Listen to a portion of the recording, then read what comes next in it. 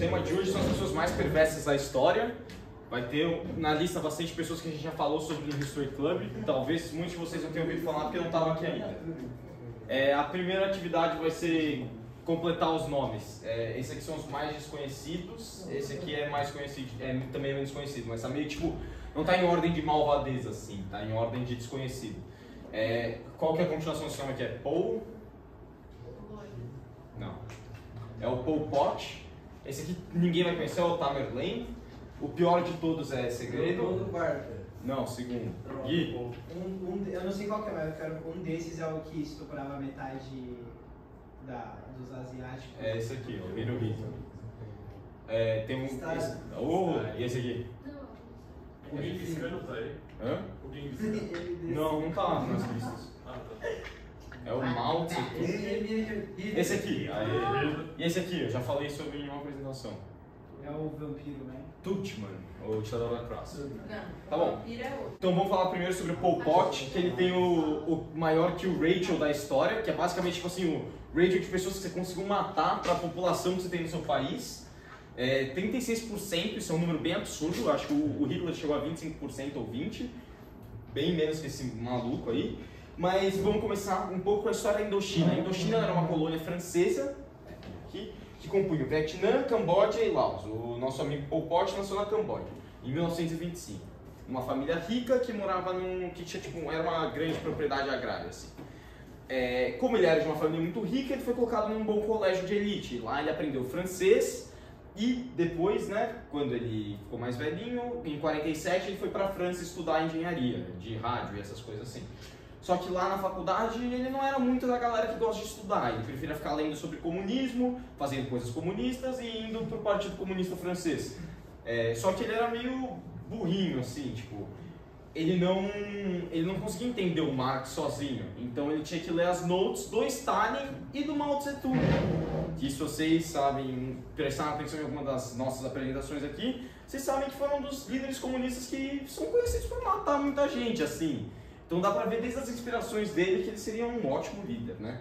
Ele era meio vagabundo, então tipo, ele quase repetiu, tipo, quando ele fez o primeiro ano de exames finais, ele reprovou, aí ele fez a segunda vez e passou de raspão, e como ele não ficava estudando, ele ficava gastando tempo saindo pela rua aí, sendo um jovem rebelde comunista.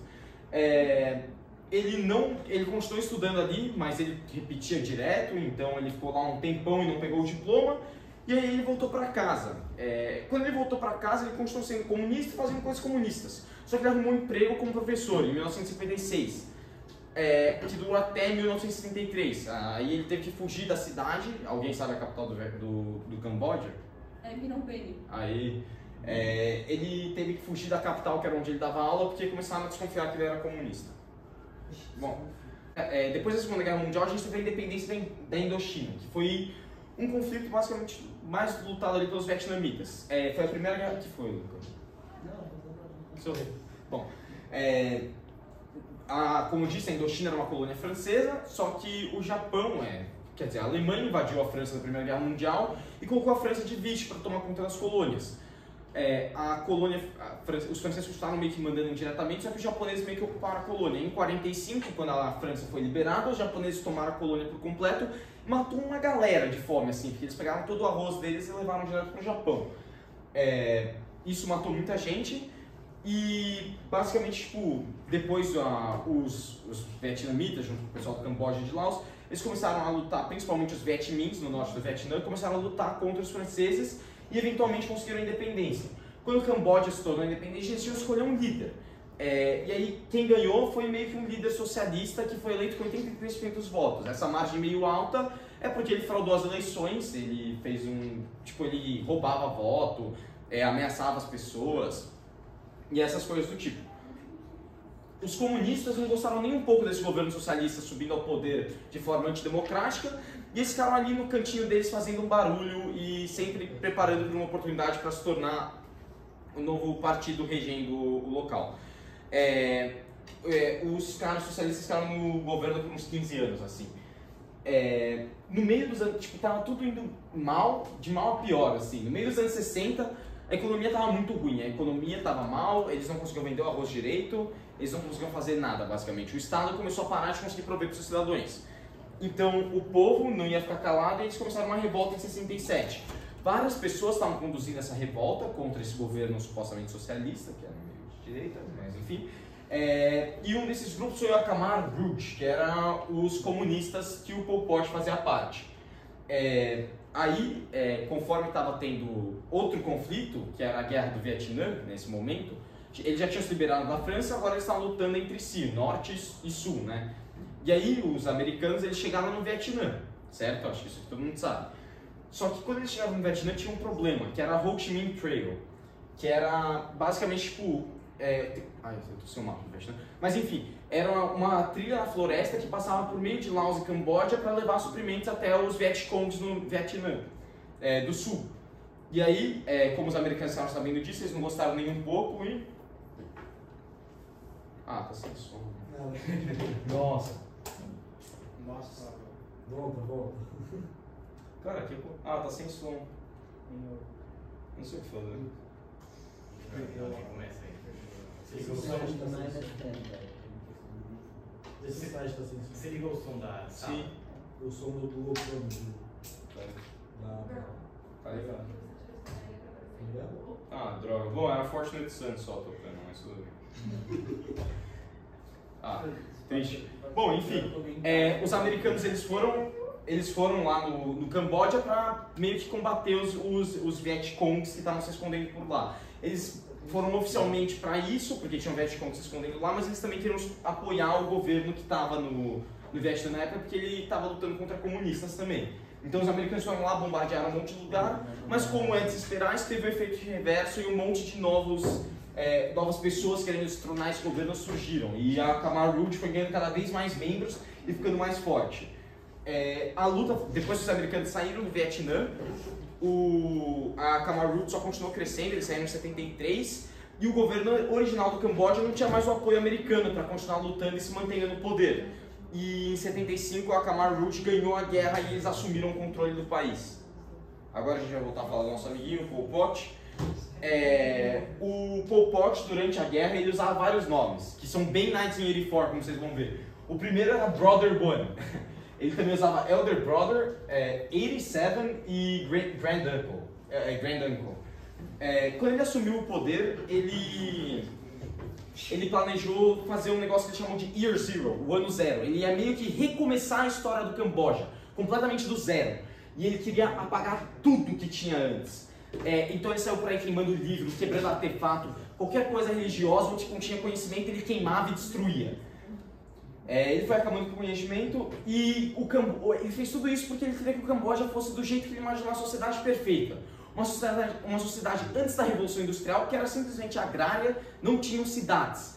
Então ele meio que, quando ele assumiu o poder, poucas horas depois, ele começou a expulsar as pessoas da cidade e mandar elas para o campo. Já nessa primeira expulsão, muitos morreram no caminho, porque, muitos eram feridos do hospital ou idosos, que não aguentaram a marcha até o campo e acabaram perecendo no meio da caminhada. As pessoas que vinham da cidade sofriam muito racismo. Era racismo contra as pessoas das áreas urbanas, eles chamavam eles de New People. Esse racismo era porque eles consideravam eles inúteis e como eles não produziam comida, antes disso, eles eram vocês são da cidade, vocês não servem pra nada.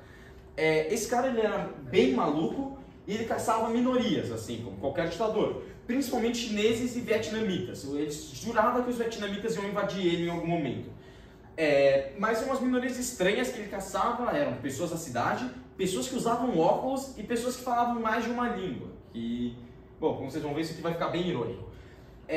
Um ditado popular entre as pessoas do campo, quando eles falavam sobre essas pessoas da cidade, as New People, ficar com você não traz nenhum benefício, perder você não nos traz nenhuma perda. Então era meio que esse o lema para tratar essas pessoas que vinham da cidade. Bom, agora vamos ver aqui os massacres desse psicopata. Isso aqui é a população do Camboja, tá? Aqui é mais ou menos quando ele assumiu, olha o que aconteceu. Tem uma curvinha. Os camponeses também acabaram sofrendo, porque além deles correrem risco de serem acusados de serem espiões capitalistas ou antigos membros urbanos, ou até mesmo espiões enviados pelo Vietnã, qualquer coisa do tipo. Eles tinham outros problemas, como a coletivização da agricultura. Não tinha mais propriedade privada. Então, tipo, meio que, como eu disse naquele episódio não, no History Club sobre a União Soviética e todas as coisas de ruim, a coletivação da agricultura era uma droga, porque, tipo, os líderes políticos, eles impunham demandas que eram impossíveis de serem atendidas, porque eles queriam impressionar os líderes, falar, olha, como o nosso país vai crescer, projeções excelentes. Eles impunham demandas irrealistas do povo, que não conseguia cumprir essas demandas, e eles acabavam sendo mortos por causa disso, ou eles simplesmente tinham que passar fome. Eles tentaram abstrair toda a individualidade das pessoas. Eles começaram não deixando as pessoas comerem separadas, então o jantar era servido numa mesa junta, quando tinha jantar. E eles faziam outras coisas, como por exemplo, abolir a existência de famílias. Então você não tinha mais casamento. Você, meio que tipo, todo mundo era de todo mundo e as crianças eram criadas coletivamente.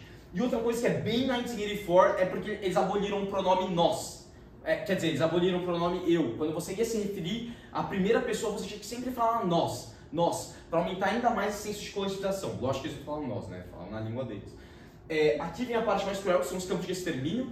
Esses campos eram meio que para conter os inimigos do Estado e, tipo, eles iam levando as pessoas para lá e elas eram meio que forçadas a confessar que elas eram inimigas do Estado. E, tipo, você tá pensando, beleza, eu só não ia confessar, era terrível. Eu não vou descrever as torturas aqui, porque a última vez que a Miss Miles tá aqui também, mas a última vez, sei lá, não ficou um sentimento legal, mas eram coisas na linha da ditadura militar do Brasil, só que tipo, umas 2 vezes pior, assim, se vocês forem imaginar. E você era torturado o dia inteiro, até você confessar os seus crimes que você nunca tinha cometido. E quando você confessava, você era forçado a falar, tal pessoa também fez isso, tal pessoa também fez isso, e ele também. E aí vinham mais gente para o campo de extermínio para serem torturadas e forçadas a admitir crimes que nunca cometeram. Cara, o único jeito de você parar essa tortura constante era admitindo. E tipo, a única saída desses campos era a morte. Nesses campos morreram acho 1,5 milhão de pessoas, que não foi de fome, não foi de doença, nada. Foi 1,5 milhão de pessoas que o jeito que eles executavam, para não gastar bala, eles estavam porrada até a morte. Então foram 1,5 milhão de pessoas brutalmente cacetadas assim, até a morte. Tinham tantos, em um desses campos, que era o mais famoso, tiveram tantos mortos nos primeiros anos, que não tinham onde guardar os cadáveres. Eles começaram a encher os lugares que tinham perto e depois disso não tinham onde colocar as caveiras, os ossos. Tiveram cada vez mais levando para lugares distantes. Quando acabaram os supostos inimigos do Estado, as pessoas que viviam na população urbana, o pessoal começou a se perguntar, acabaram todos os inimigos, a gente matou todo mundo. Então por que o Camboja não vai para frente? Por que a vida continua uma droga? Por que a gente continua passando fome?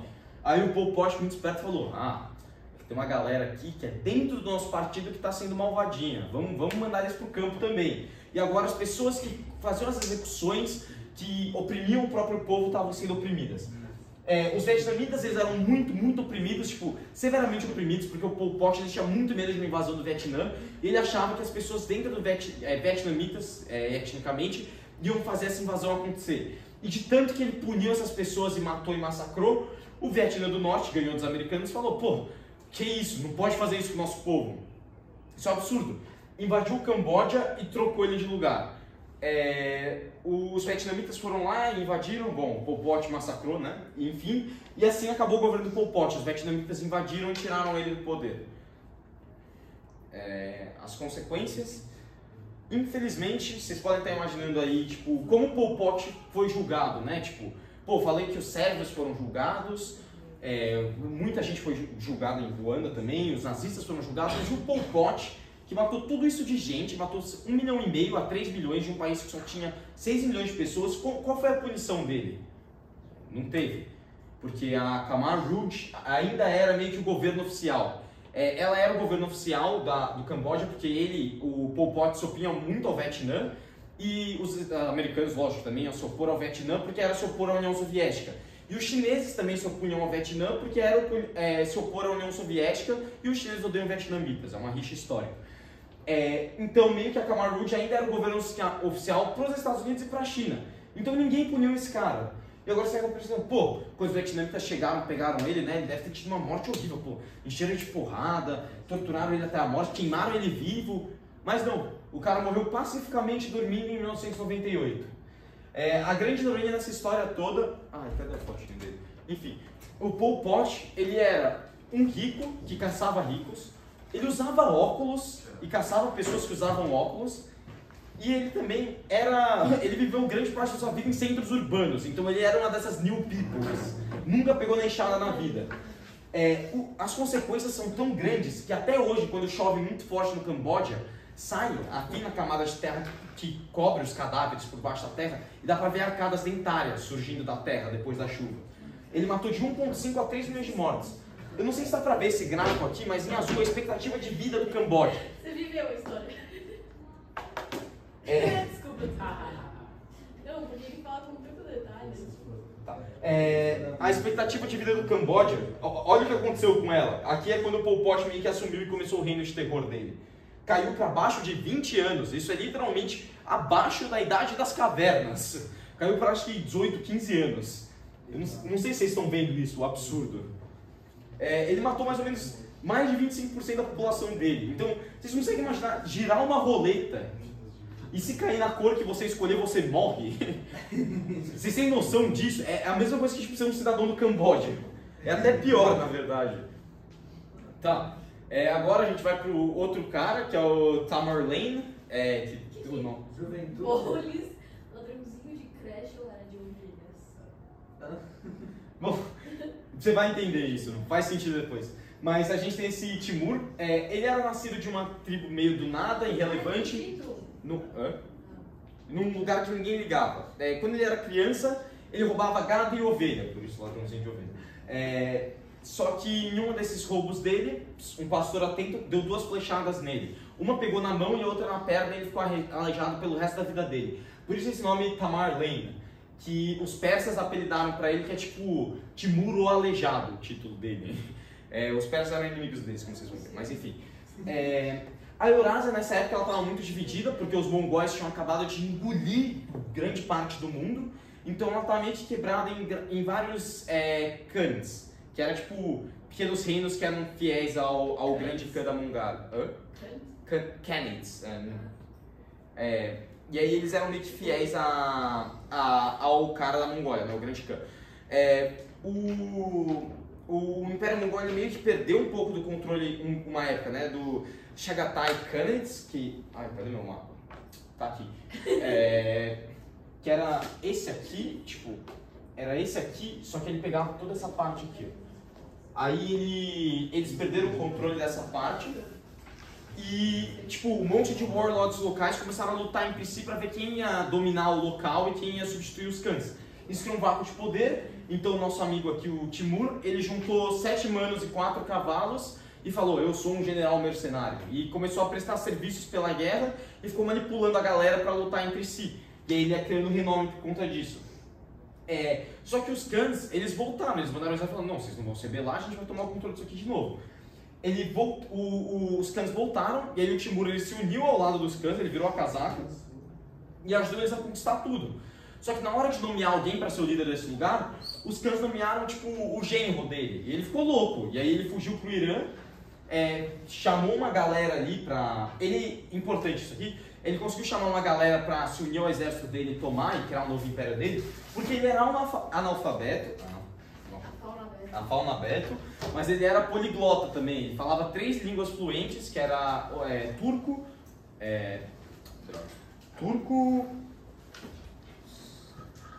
persa e mongol. Ele falava essas 3 línguas fluentemente, mesmo não sendo capaz de escrever nenhuma delas. Então isso fez com que ele juntasse um exército bem fácil e ele reconquistou aquele lugar que ele tinha perdido. E ele foi expandindo cada vez mais o território pela Ásia Central, como dá pra ver aqui nessa imagem. Aqui era tipo como estava dividida a Eurásia antes. Aqui é a foto do nosso excelentíssimo rapaz. Esse aqui foi o primeiro negócio que ele conquistou, que era meio que onde ele nasceu. Depois ele foi evoluindo assim, ele foi conquistando mais coisas em volta. E até que ele engoliu tudo isso aqui, assim. Ele foi ficando maior aos poucos. Só que a história dele não acaba aí, relaxa.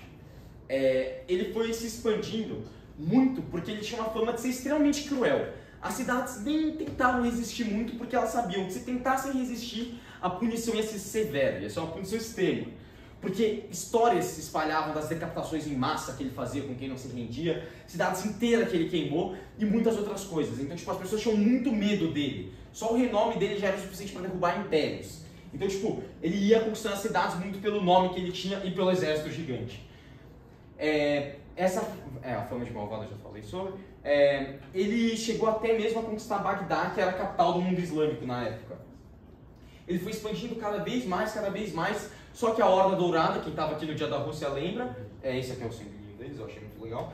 Eles começaram, ela ficava mais ou menos aqui, eles começaram a invadir o norte do território dele, e ele não gostou nem um pouco, então ele foi lá, invadiu a Horda Dourada e trocou o líder que tinha no lugar. E colocou um cara que seria amigo dele ali, que seria leal a ele.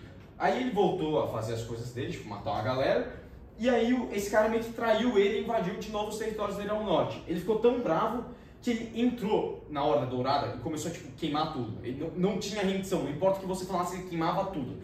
O massacre dele foi tão grande que o próprio povo tirou o líder que tinha no lugar para ver se ele parava de fazer isso. Ele nem precisou tirar o cara do poder, só o terror que ele instaurou fez o cara sair do poder. Aí tem aqui a oportunidade faz o ladrão, porque a gente tinha o sultanato de Delhi, que era tipo o império mais rico da época tipo, da história, daquele momento. Eles estavam com muito dinheiro, eles eram muito prósperos, só que eles estavam no meio de um caos interno, uma briga política interna, e aí avisaram ele. E aí ele, que não é bobo nem nada, foi lá e começou a saquear, assim, saquear, acabou com o maior império da história só para roubar o dinheiro deles. Um conto, né, diz que ele teve que lidar com elefantes que tinham no exército do sultão de Delhi. O jeito que ele lidou com o sultão foi amarrando um monte de palha nas costas de um camelo, botando fogo e soltando eles na direção do elefante. O elefante ficou com tanto medo do camelo gritando em desespero que ele atropelou o exército inteiro do sultão. Aqui vão ter uns atos de maldade. Durante essas campanhas que ele fez em Delhi, ele matou 100 mil prisioneiros em um dia. Tipo, um dia ele pegou 100 mil prisioneiros e conseguiu matar. Ele também declarou que tudo isso que ele fazia era uma guerra santa e se declarou o príncipe do islamismo, só que a maioria das pessoas que ele matava eram muçulmanas, então não era muito verdade. Ele não parava de jeito nenhum, e essa aqui é um pouquinho engraçada, porque ele ficou meio que trocando hate mail com o sultão otomano, falando assim, você não é homem, quero ver me pegar na porrada. E eles ficaram se xingando por carta, e aí um dia eles ficaram de saco cheio, tipo, ele ficou de saco cheio e falou, você vai ver então quem não é homem. Foi lá, invadiu o exército do sultão numa batalha que envolveu 200 mil homens, saíram 80 mil mortos no total e ele conseguiu capturar o sultão do Império Otomano, colocou ele no listrado aqui e ele morreu doente na cadeia e meio que humilhou o cara e mostrou que ele era o árabe mais escolado da história. No total ele matou de 7 a 20 milhões durante o reinado... desculpa, eu esqueci de falar um pedaço. Ele tinha um último plano antes da morte, que na cabeça dele ia colocar ele na história de uma vez por todas.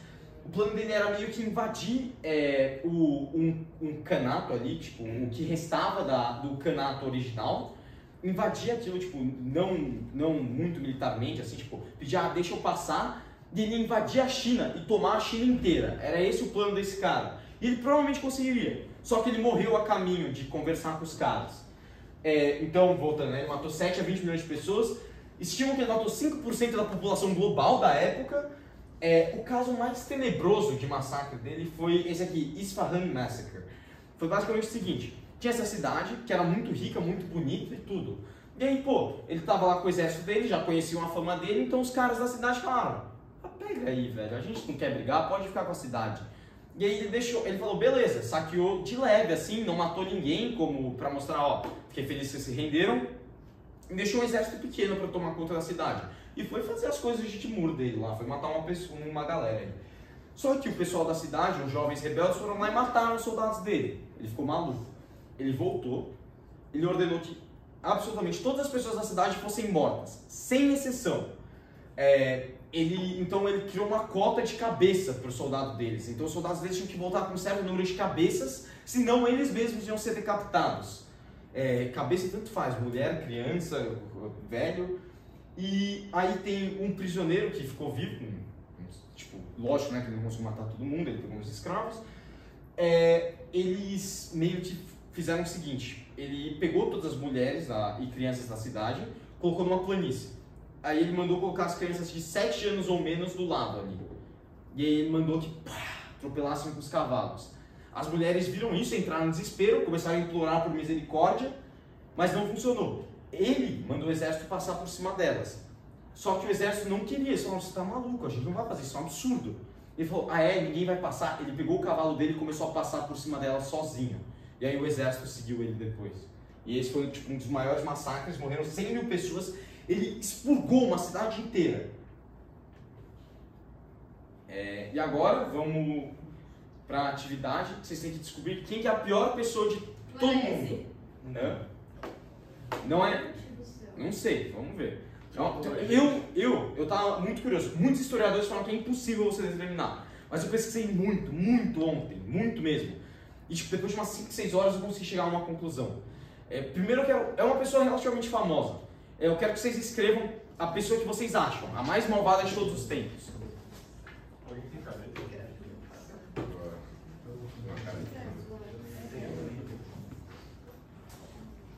Gui, escreve aí.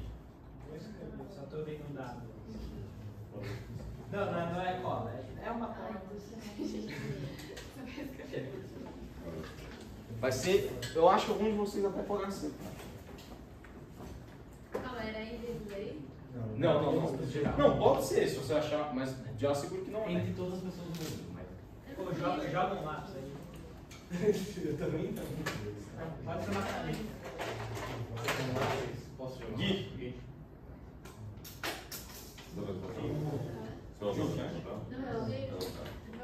Não, vai ter mais, não entrega ainda. Você não vai usar mesmo, tá? Todo mundo escreveu? Calma aí, não escreveu ainda. Não, pode ficar, vai ter que fazer mais um. Tá bom. Agora eu vou mostrar uma silhueta dessa pessoa. Diego Zueta! Desgraçado, eu preparei todo um negócio. Cara, como é que você fez isso? Deu muito trabalho para Photoshop. Cadê a foto do CS? Todos é o Diego. Como é que você entendeu? Quem vocês escreveram? Eu escrevi Rainha Vitória alguma coisa, esqueci o nome dela. Já nos colocou quem? Coloquei Stalin. Gui. Francisco Ferdinando. Como assim você não entendeu? A pior pessoa da história da humanidade. Quem? Diego Zueta. Não tem o que entender disso. Além disso. O personagem todo que morre era mesmo. Gol, Diego Gol. Que é pensar pra você do mesmo, porque você tem que colocar um cara de verdade. Mas... Cara, eu conheci a pessoa falando silhueta do CS, cara. CS? Ah, Ele não deixou. Tá. Isso aqui foi só pra dar uma descontraída, porque o assunto de hoje é meio pesado, né? Então, espero que alguém tenha conseguido rir, não fazer esse encontro terrível. Agora a gente vai falar do último cara que é mais conhecido, que eu não falei sobre ainda, que é o Leopoldo II, o rei belga. E toda essa história começa, tipo, tá, a Bélgica tinha uma colônia na África, certo? O Congo. Mas como raios eles pegaram essa colônia, se eles eram um país minúsculo e na época eles não tinham um navio de guerra. Então, tipo, vamos entender como isso aconteceu. Tudo começa na partilha da África, é algo que vocês vão ver, que eu acho que já falei da Primeira Guerra Mundial várias vezes. Mas, basicamente, os países da Europa sentaram e falaram assim, vamos decidir quem fica com o que na África pra gente não lutar nenhuma guerra pra chegar na conclusão. Aí, tipo, todo mundo conseguiu fazer uma partilha ali meio justa, só que todo mundo queria o Congo. Tipo, só que se alguém pegasse o Congo ia ficar muito desproporcional pra todo mundo. Então, chega o Leopoldo e faz uma solução assim, olha, eu não tenho nenhuma colônia, tudo bem com isso, a Bélgica não fica com nenhuma colônia. Mas eu, Leopoldo, posso ganhar o Congo de presente, pra vocês não ter que pegarem, não ter briga pra discutir, nem nada. Eu pego o Congo, tudo bem. E aí o pessoal falou, beleza, você pode pegar o Congo, mas com umas regrinhas. Todos os recursos do Congo vão ter que ser livres pra vender, então você não pode cobrar muita taxa abusiva. Todo mundo tem que ter acesso aos recursos naturais do Congo, você vai ter que vender eles. E aí, beleza, foi isso. Ele ficou com o Congo como propriedade pessoal dele, não era do Estado belga. Então era meio que como se fosse tipo uma mina gigante para extrair quantos minérios ele quisesse e recursos. Tá, agora vamos... Meio que todo mundo saiu ganhando, porque os europeus tiveram acesso ao recurso e o Leopoldo ganhou uma colônia, beleza. Só que quem morava lá não acabou saindo muito feliz. O Leopoldo, ele fazia aquilo funcionar, para tirar o máximo de lucro possível. Então ele dizia que fizessem punições severas para quem não cumprisse as demandas, esse tipo de coisa. Então as pessoas que ele instaurou lá mataram muita gente para fazer eles extraírem as coisas, forçarem a trabalho. E um dos caras mais conhecidos, quando um escravo não cumpria a cota de coisas que ele tinha que produzir, ele cortava a mão do cara fora. E meio que ele adotou isso como a punição da galera dele, que ia enforçar a extração de recursos. Só que os caras, eles meio que ganhavam um prêmio para cada mão que eles cortassem. E aí eles começaram a cortar a mão de escravos que trabalhavam bem. E o Leopoldo só foi dar atenção para isso quando a produtividade baixou por conta da quantidade de escravos que estavam com a mão cortada.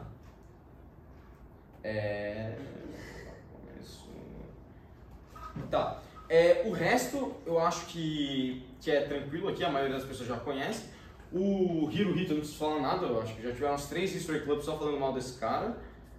É o cara do massacre de Nanquim lá? Ele não ordenou diretamente, mas ele era um imperador do Japão e o sobrinho dele que fez. Ele não sofreu nenhuma punição por isso.